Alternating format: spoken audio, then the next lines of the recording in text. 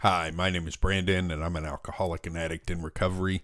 I was taught in school that breathing is an involuntary thing in the body, that you don't even have to think about it. And I was taught that that makes it amazing. But what happens when you do start to think about your breath? What happens when you do start to pay attention to it and watch where it's coming from, how it's working, and even consciously trying to change it?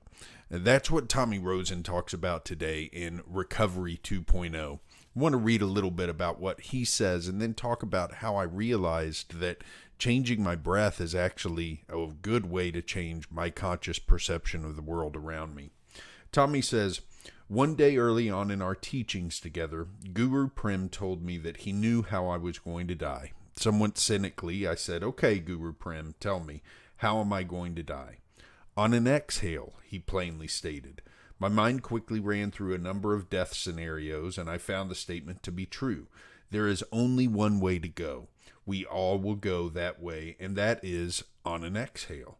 He then followed this up with, "And of course, you were born on an inhale like everybody else." This was Guru Prem's introduction for me to the importance of breath in our life.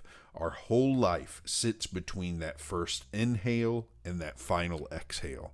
Now, just that thought alone, I really like, and it puts things in perspective, that your entire life is based on this breath, this give and take, and it starts with that inhale and it ends with that exhale.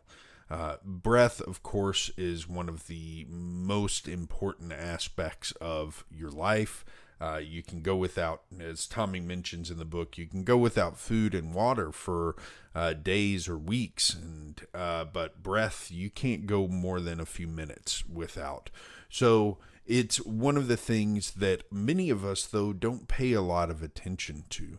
And I want to read some of what Tommy says about this. And as I'm reading this, kind of think about how you're breathing right now.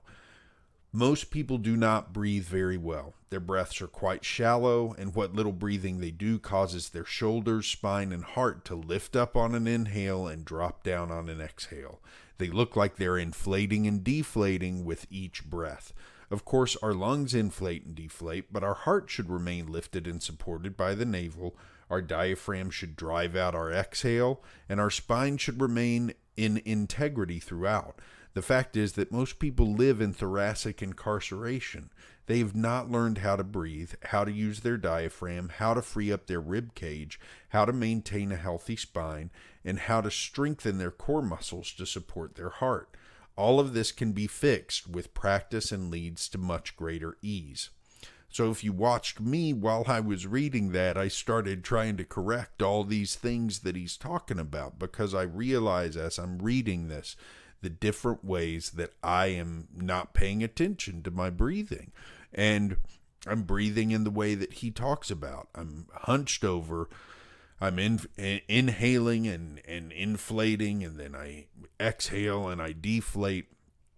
And this is something that as we start to get into paying attention to the way our body works, it becomes very clear that, I really haven't paid much attention to my breath. So he talks about the importance of the breath, and when we think about this, it becomes clear that it does warrant some attention. He says, our breath has 5 main purposes: brings in oxygen and life force, discards waste, like carbon dioxide, it carries our words, so on our exhales, we speak. It alters our mood and consciousness and helps us enter meditative states. I'll get to more on that in a second. And it attunes the body-mind system to the frequency of recovery. Now, when I was in my addiction, as many people, I turned to drugs and alcohol in order to alter my conscious perception and involvement in the world around me. I wanted an immediate way to alter my conscious experience. It turns out that working with the breath can do the same thing. And by practicing yoga, by practicing meditation, and by studying breath work, you can get to a point where you can alter the state of your consciousness through simple breathing techniques. Here's what Tommy has to say about it. The breath is also one of the keys to changing your emotional state. When you are anxious, angry, or depressed, your breath becomes shallow. This sends a signal to your body that your primary needs are not being met. This in turn creates a chain reaction in the body, resulting in lower energy and higher stress. By deepening your breath and applying certain techniques, you can reverse this and create relaxation and calmness. You can have control over your reactions to various emotions, and in wielding the breath, you can even shift them. This is why it's so important for me to do mindfulness meditation every morning. And in mindfulness meditation, I pay close attention to the breath and I focus on the breath.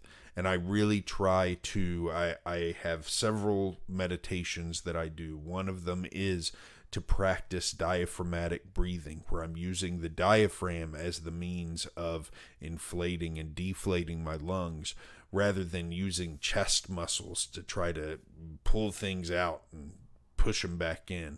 And an interesting side note is, for years I've had chest pains while I run. I don't get them in any other form of exercise, but I get them while I'm running. And I've been to cardiologists about this. It's all of the tests that have run have shown there's no cardiovascular disease that's causing this.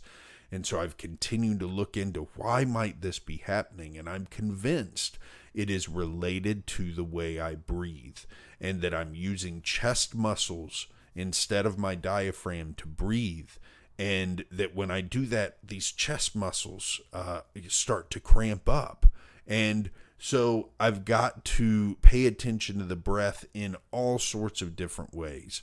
And that's not only for physical work, but also for emotional work as well. When I get anxious, when I get scared, what Tommy's saying here is that if I start to breathe shallow, if I start to breathe in an aggravated way, that sends a signal to my body that, and my mind, that something's wrong. Something's wrong and something needs to get fixed, and we need to do something to fix this. And oftentimes that's not the case. I'm just in a frenzied emotional state, but there's nothing wrong. There's nothing threatening me. Those are the moments when stopping and breathing make a big difference.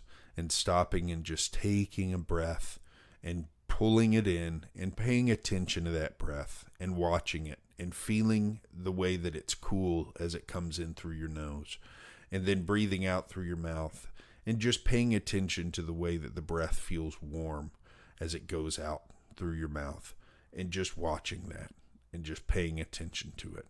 That's for me, that's the kind of mindfulness meditation that I practice. And when I practice that, I can get myself into much calmer states.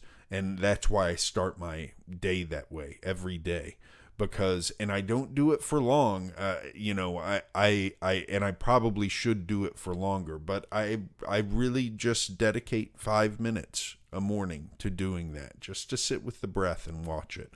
I know people who do it for much longer, who will sit for 30 minutes and do that. And I think that you do whatever you can, but taking that time to pay attention to the breath, the most important bodily function we have, is a very important way to start your day. And it helps me get my mind in a place where I do feel like I can not be in control of my emotions, but regulate them with a little bit more accuracy. I can regulate them a little bit more in general, and not get so caught up with them. And that's the other thing that watching my breath does. It helps me learn how to watch what's going on, not only in my lungs, but in my head. And if I get something and it starts running away with me, if I get worried about something or get anxious, I can see that coming a little bit quicker than I might be able to otherwise. So breath work is very important. There's lots of apps, and you can look up yoga, breathing technique, mindfulness meditation on YouTube and find thousands of videos about it. You can also look up whether there's any yoga studios in the area, in your area, to see if there's any teachers who might be able to work with you on that. There's lots of resources out there, but the important thing to realize is it is yet another tool to put into your recovery toolkit to help you get some of the relief that you might have used to look for in drugs and alcohol. That's it for today. I'll be back tomorrow with more. Have a good one.